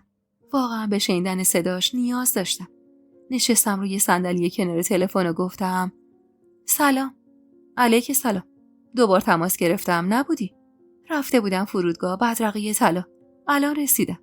کمی مکث کرد و گفت پس بالاخره دخترتم راهی کردی و رفت. بغض کردم و گفتم آره بیام پیشت. نگاهی به خونه خالی کردم و گفتم در و دیوار این خونه داره منو میخوره. پس بیام سر کوچه دنبالت. باشه. توان مخالفت کردن نداشتم. من دیگه اون آدم قوی قبل نبودم. هر تیکه از وجودم یه گوشه از این دنیا افتاده بود و من میخواستم محکم بایستم. ولی توانی نداشتم. بچه‌هام، سرمایه‌های زندگیمو، تنها دلخوشیام ازم دور شده بودن و خب تا میخواستم به این شرایط عادت کنم سخت بود. با همون لباس از خونه زدم بیرون و رفتم سر کوچه. توی اون سالها اگه گهگداریم مجبور میشدم که جهان منو برسونه خونه، همون سر کوچه میایستاد. یعنی این خواست خودم بود. نمیخواستم اگه مریم اتفاقی منو ببینه خیالات باطلی بکنه. سوار که شدم جهان راه افتاد. نگاهم به خیابون بود. چه زود گذشته بود بچگی بچه‌ها. رفتن احمد و علی اینقدر اذیتم نکرده بود که رفتن طلا داشت منو اذیت میکرد. شاید قبلا چون میدونستم یکی دیگر رو دارم. ولی حالا با رفتن طلا واقعا تنها شده بودم. صدای جهان اما باعث شد از اون حال در بیام. داشت با صدای بلند میگفت الو تابان کجایی؟ گفتم هان. نخیر امروز سرکار خانم حال درستی نداره. ندارم جهان. بابا کوتاه بیا. بچه‌هات بزرگ شده بودن رفتن پی زندگیشون. خیلی خوب، من که حرفی نزدم. نیاز نیست حرفی بزنی. قیافه درب و داغونت نشون میده حالت چیه.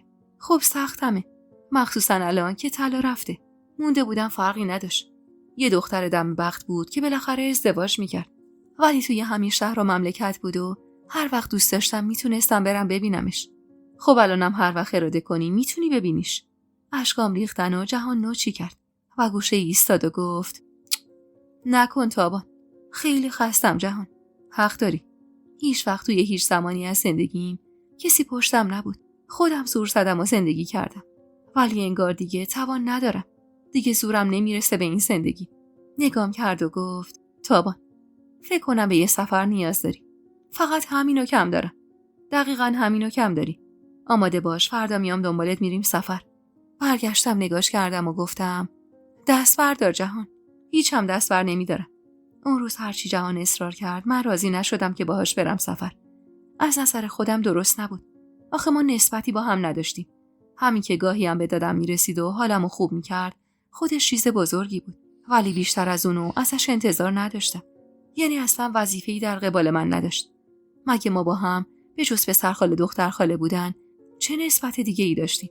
روزها میگذشت و من توی خونه تنها بودم. گاهی یکی از بچه‌ها تماسی میگرفت و اون روزمو میساخت. بقیه روزا هم واسه خودم میچرخیدم. سری به مرگم میزدم یا بیرون میرفتم و رفت و آمدی داشتم. ولی خب بازم تنها بودم.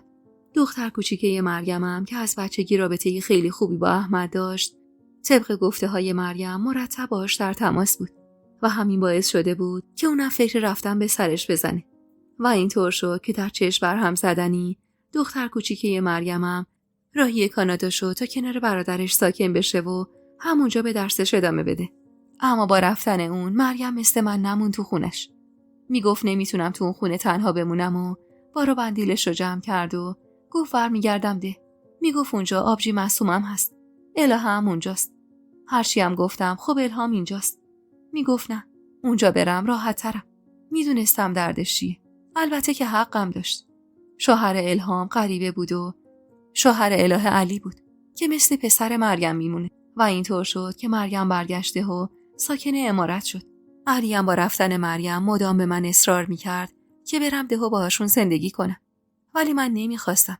روزایی که توی اون عمارت گذرونده بودم اونقدر ناخوشایندم بود که نخوام باز یادآوریش کنم. اما علی طفلک نگران بود و مدام میگفت مامان، تنها میخوای تهرون بمونی چیکار؟ دل من همش اونجا پیش شماست. منم بهش گفتم کاری که قبلا میکردم. تو چرا دلواپس منی؟ مگه بچم؟ خب اگه مریض بشی چی؟ خب میرم دکتر. چرا فکر میکنی بچم؟ بچه نیستی. ولی نه علی، نخواه ازم برگردم به اون عمارت. اینجا هم نگران نباش. شبی وقتی نصف شبی اگه خیلی اوضاع احوالم خراب شد نهایتاً به الهام زنگ میزنم. بالاخره هرچی نباشه قوم و خویشیم. و اینطور بود که علی کوتاه اومد. جهانم که اون وسط از قضیه رفتن مریم مطلع شده بود راحت به خونه من رفت و آمد میکرد. انگار قبلش معذب بود از حضور مریم تو همسایگی. ولی از وقتی گفته بودم مریم نیست انگار زیادی راحت شده بود که اینقدر میرفت و میومد. گاهی بهش تذکر میدادم و میگفتم جهان خان، میدونی زیادی برو بیا میکنی؟ مشکلیه؟ سر تا پا مشکله. ول کن تابان. من دیگه سنی ازم گذشته.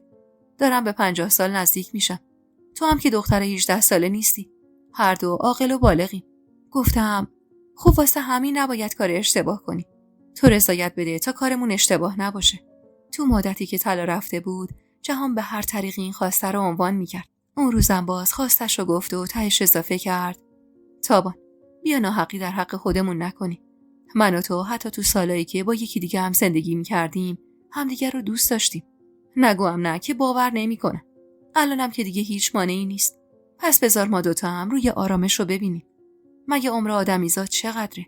یادم اون اوایل که جهان این حرفا رو میزد مخالفت شدید میکردم. راستش از روی بچه هم خجالت میکشیدم. این که بخوام بگم مادرشون شوهر کرده یه جورایی واسه خودم سنگین بود. ولی جهان اون قدری گفت تا دست آخر یه روزی بهش گفتم اومدیم و من قبول کردم. بچه ها رو چه کنم؟ بچه ها؟ خب آره. خندید و گفت بچه هات بزرگن. سر خونه زندگی خودشونن. اصلا آخرین بار که یادشون بوده که مادریم دارن؟ یا نه؟ اصلا این هیچی. وقتی که خواستن از پیشت برن، این یکی ده و اون دوتا هم اونور مرز. وقتی بهشون گفتی نرن، چی بهت گفتن؟ گفتم به هر حال به نظر من که زشته. کدوم زشت آبان؟ دست بردار از این افکار. مگه چند سالته؟ 41 سال سنی نیست که بخوای بشینی و منتظر اجل بمونی. گفتم یه دور از جونی چیزی حداقل. خندید و گفت البته دور از جون من و تو. بیا و منطقی فکر کن تابان. میخوای من با بچه‌هات حرف بزنم؟ نه اصلا. من هنوز خودمم نتونستم قانع کنم. تو رو که من قانع میکنم. جهان که میدید کمی از موضع مخالفت محض با این اومدم، بیشتر و بیشتر پیله میکرد و کارو به جایی رسون که تصمیم گرفتم با بچه‌ها صحبت کنم. راست میگفت. منم حق زندگی داشتم. بچه‌ها سر خون زندگی خودشون بودن و محمدم بعد از جدایی از من زندگی خودشو پیش برده بود. در واقع زندگی واسه هیچ کسی نایستاده بود جز من. مونده بودم اول با کدومشون حرف بزنم. راستش از واکنش علی بیشتر از همه میترسیدم. واسه همین اونو گذاشتم آخر. اول از همه با احمد تماس گرفتم و بعد از کمی حاشیه و مقدمه چینی گفتم میگم احمد اگه من بخوام. یعنی چطور بگم مامان؟ اگه بخوام. چی شده مامان؟ اتفاقی افتاده؟ نه نگران نشو. راستش خواستم یه موضوعی رو باها در میون بذارم. بگوشم. خب نمیدونم چطور بگم. یعنی اگه من بخوام ازدواج کنم نظر تو چیه؟ ازدواج؟ آره، همونطور که همیشه نسبت به همه اتفاقای دور و برش بی تفاوت بود و هیچ واکنش هیجانی نشون نمیداد گفت خب اگه مورد خوبی در نظر داری خوبه. چه اشکالی داره؟ حالا کی هست؟ کمی سکوت کردم و گفتم جهان. عمو جهان خودمون؟ آره. کمی مکث کرد و بعد گفت خودت باید راضی باشی مامان. اگه مشکلی داری و تنهایی سختته مجبور به این کار نیستی. میتونم کاری کنم بیای اینجا پیش من. هان؟ نه عزیزم، اجبار نیست. بعدش هم من آدم زندگی کردن تو غربت نیستم. احمد با همون لحن آروم و منطقی گفت خب پس منتظر خبر ازت هستم. هر کاری از دستم بر بیاد حاضرم برات انجام بدم. میدونم مامان. سلامت باشی انشالله. خب اولین بچه به خیر گذشته بود. ولی خودمم میدونستم احمد آسون ترین بچه است. شاید واسه همینم اول به اون گفتم تا یکم دلدار بشم. روزی که خواستم به طلا بگم اونقدر پشت تلفن حاشیه رفتم و من کردم که دست آخر طلا گفت وای مامان، شدی این دخترای 18 ساله‌ای که براشون خواستگار اومده که نمیدونه چطور باید به خانواده‌اش بگه. گفتم طلا تو چقدر باهوشی مامان. یهو لحن صداش تغییر کرد و گفت چیه؟ میخوای شوهر کنی؟ از کجا فهمیدی؟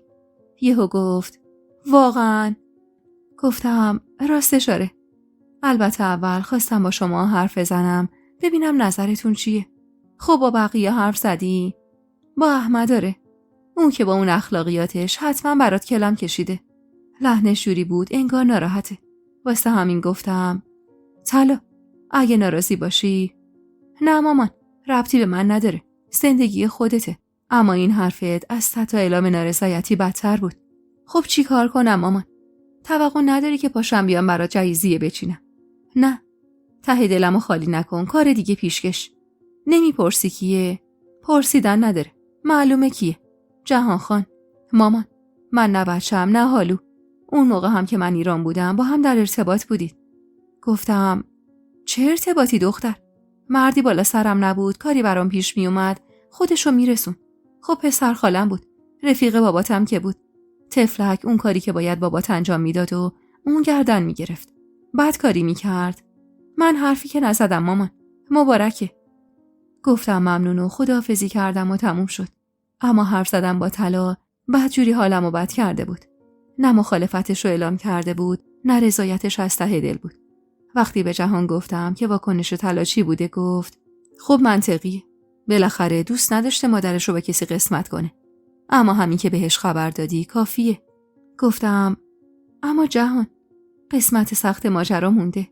چه قسمتی؟ علی جهان، علی. اون دوتا نیستم، بالاخره یه جوری کنار میان. ولی علی رو چه کنم؟ میخوای این یکی رو من باهاش حرف بزنم؟ نه اصلا. خودم باید باهاش حرف بزنم. خیلی خوب. میخوایی بریم ده رو در رو باهاش حرف بزنی؟ وای، این که اصلاً. همین پشت تلفنم برام سخته. چه برسه به رو در رو. خیلی خوب. پس به سلامتی به خانه 7 رسیدیم از 7 خانه رستم. نه. گفتم مسخره نکن جهان. بچه نداری که بدونی من چه حالیم.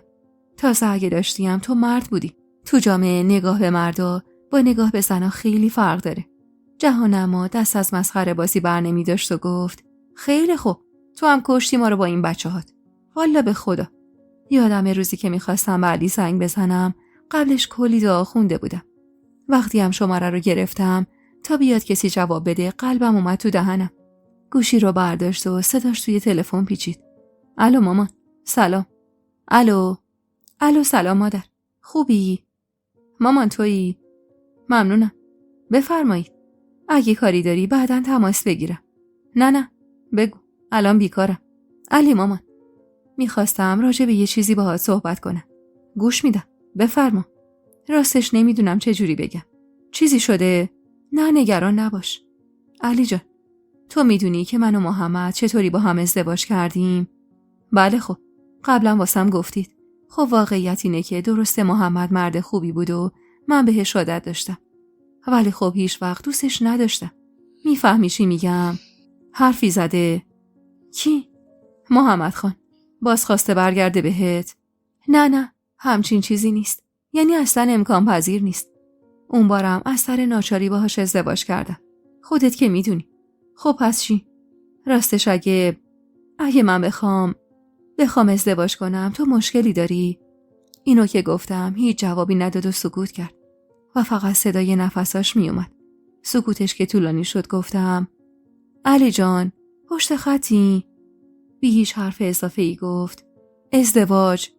این بار من سکوت کردم و صدای علی اومد که گفت میام تهران و بعد صدای بوق ممتد بود که توی گوشی میپیچید. ترسیده بودم. خدا به خیر میکرد. علی حتی اجازه نداده بود حرفی بزنم. حتی نمیدونست طرف کیه. به جهان که خبر دادم چی شده گفت نترس. نهایتش چند تا داد و فریاد میکنه و تموم. تو چیزی نگو. جوونه جهان. اگه میخوای منم بیام؟ نه جهان. اصلاً. و اینطور بود که علی روز بعد صبح زود از راه رسید. تنها بود و به محض ورود گفت خب به جمالت. مامان مسخره بازی در نیار. بشین بگو چی شده. چه مسخره بازی پسر؟ چی میگفتی پشت تلفن؟ ازدواج و اینا. کنارش نشستم و گفتم خب منم حق دارم زندگی کنم. ندارم. تک و تنها اینجا افتادم و چشمم به این گوشیه بلکه یکیتون زنگ بزنید. 1000 بار گفتم جمع کن بیا ده پیش ما. ولی مگه قبول کردی؟ نمیتونم اونجا زندگی کنم علی جان. یه بار توی زندگی میخوام به خواست خودم زندگی کنم. خب کی هست این بشری که پا پیش گذاشته و جرأت کرده تا باهات حرف بزنه؟ میگم ولی قول بده آروم باشی. خب من حتی یکی از شماها راضی نباشید همچین کاری نمی کنم. سری تکون داد و گفت آرومم. فقط بگو کیه. نفس عمیقی کشیدم و گفتم جهان. سرشو بالا گرفت و نگاهی به من انداخت و گفت جهان؟ عمو جهان خودمون؟ مگه چند تا جهان داریم علی؟ همون یکی. خدا رو شکر عصبانی نشده بود. حتی انگار آرومم بود. کمی که گذشت تلفن رو برداشت و شماره‌ای گرفت و چند لحظه بعد گفت سلام عمو جهان. خوبی؟ قربانت. میتونی بیای خونه مامان؟ باشه. منتظرتم. گوشی رو که قطع کرد گفتم چی کار اون داری علی؟ ببین اگه بی حرمتی و اینا. نترس. پاشو الان مهمون میاد یه چای آماده کن. من بیچاره که هیچ انگار. حتی یه استکان چای دستم ندادی. راست میگفت. ناراحت بلند شدم و گفتم ای خدا اصلا یادم رفت. اون روز جهان اومد و همون دم در با چشم و ابرو ازم پرسید که اوضاع چطوره. منم آروم گفتم نمیدونم والا. نه خوبیش پیداست نه بدیش. علی به محض دیدن جهان سلام علیکی کرد و با هم نشستن. داشتن از کار و بار حرف میزدن. واقعا مسخره بود. من اون روز مادری بودم که دلهوره دخترای 18 ساله برای خواستگاری رو داشت و ولی جای پسرم نشسته بود. انگار حوصله جهان سر رفت که رو به علی گفت علی جان با مادر صحبت کردی درسته؟ آره. خب برای چی خواستی من بیام اینجا؟ علی نگاهی به من انداخت و بعد رو کرد به جهان. مامان یه چیزایی میگه. جهان نگاهش رو دوخت به من و گفت چیز بی ربطی که نمیگه. درسته؟ نمیدونم. شما بگید. تو این سن و سال. جهان دستش رو برد بالا و گفت الان داری علنا توهین میکنی. علی گیج و منگ نگاش کرد و گفت من که چیزی نگفتم. چیزی نگفتی علی؟ داری میگی ما پیریم. سن و سالمون بالاست. چیه؟ اصلا پیریم که البته نیستیم. خب باید بشینیم منتظر اجل. دور از جونتونم. خب پس چی میگی؟ آخه مردم گوره بابای مردم علی.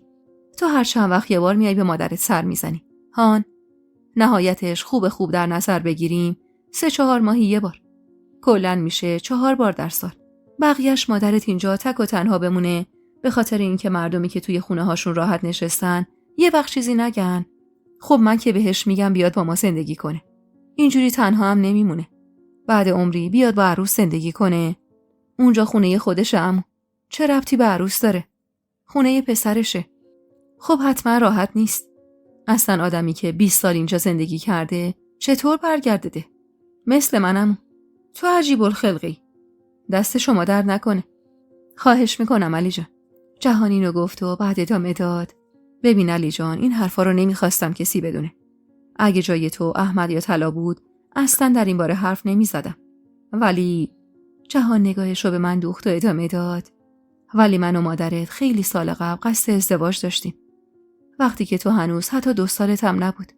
ولی خب شرایط برای من جور نشد و مادرت هم زیر فشار پدر بزرگت مجبور به ازدواج با عموت شد.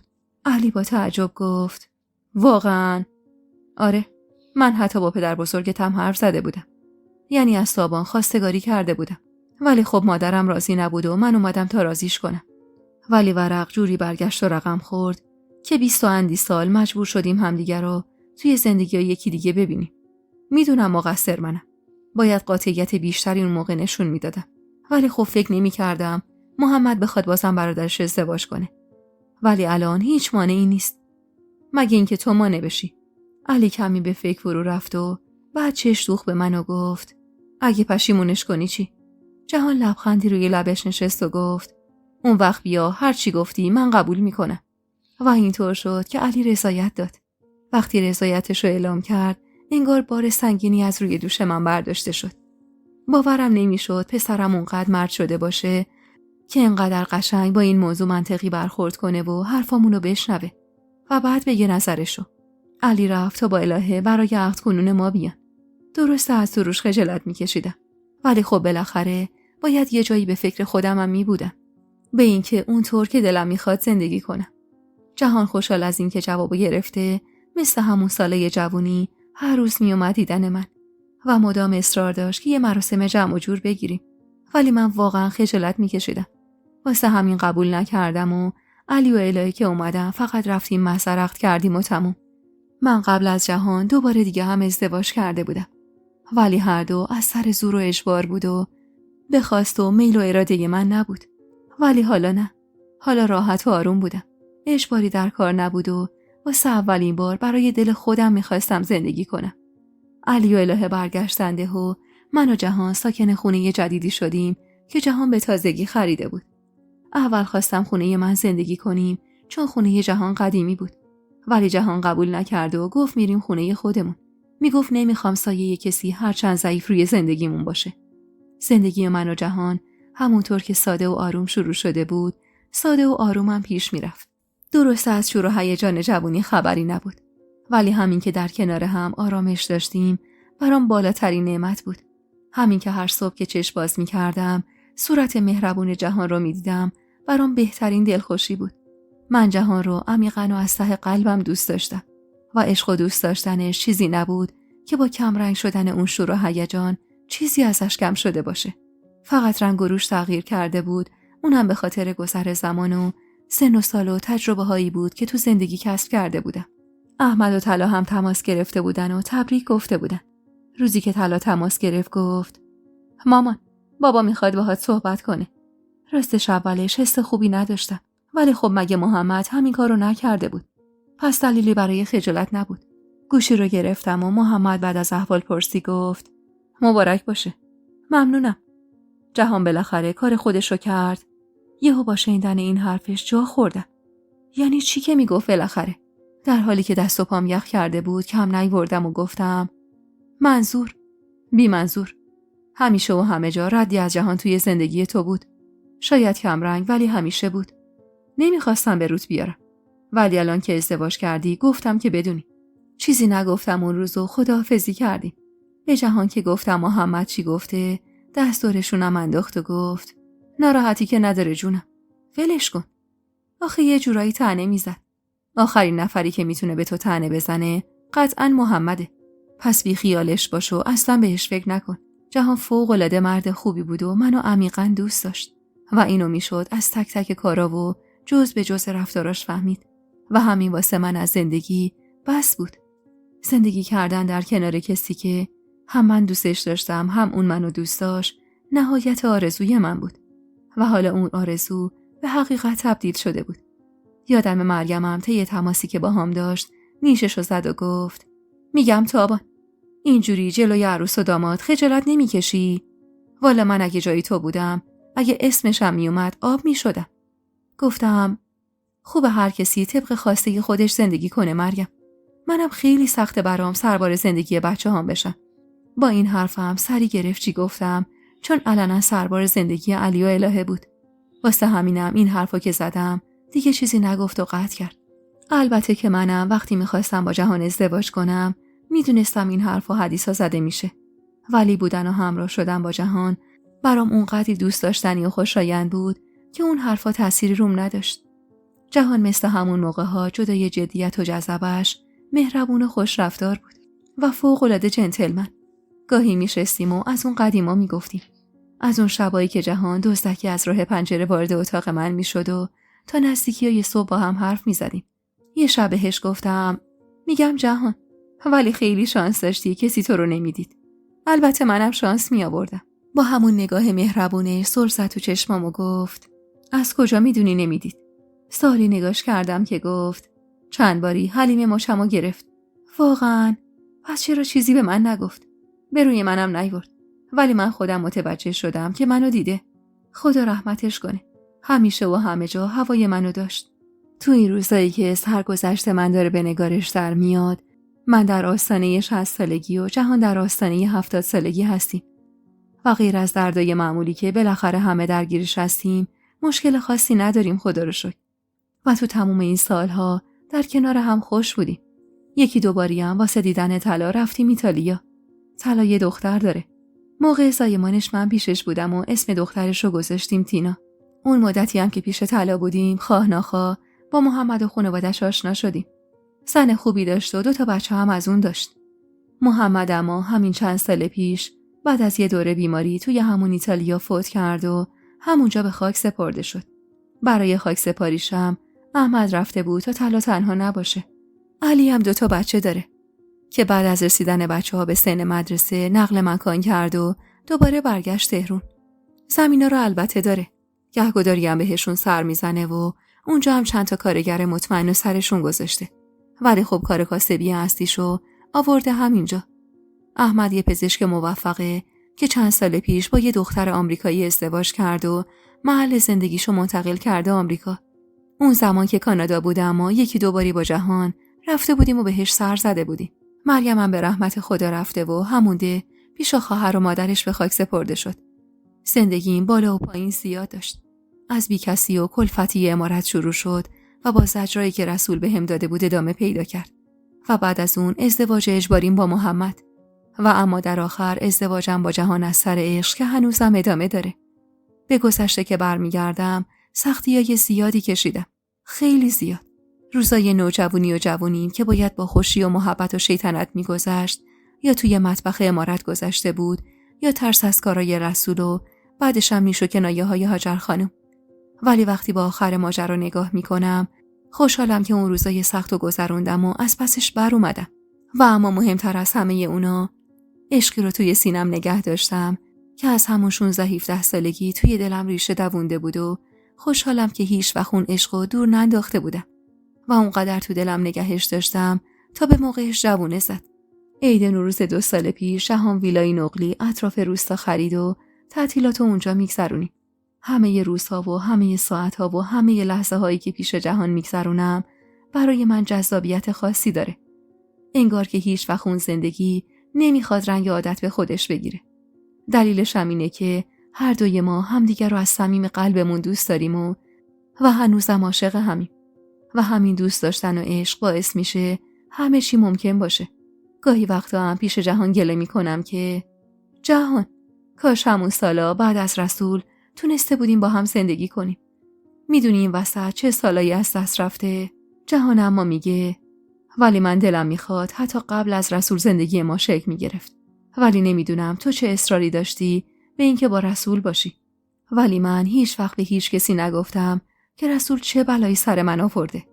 به جز بلقیس و حلیمه هیچ کسی خبر نداشت. آخه نمیتونستم بگم. حتی به جهانم نگفتم. اون روز با خود رسول خاک شد و نیازی به نبش قبر نداشت. و همیشه در جواب اون سوال رسول میگفتم توی اون شرایطی که بودم و موقعیتی که داشتم رسول بهترین گزینه بود واسه اینکه از کلفتی نجات پیدا کنم. جهانم میگفت میدونی اصلا چیه تابان؟ من گاهی جلوتر میرم و میگم کاش هیچ وقت شهل اون سرنوشت رو نداشت. اون وقت هر چیزی سر جای خودش بود.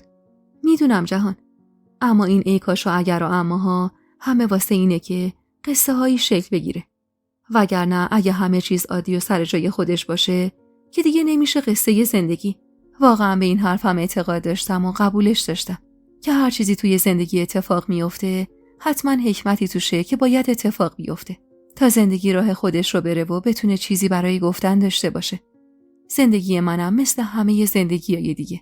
دوستای عزیز و مهربونم، یک دنیا ممنونم که تا پایان این قسمت همراه هم بودید و خوشحال میشم اگه نظراتتون رو در مورد این قسمت توی کامنت ها با ما به اشتراک بذارید.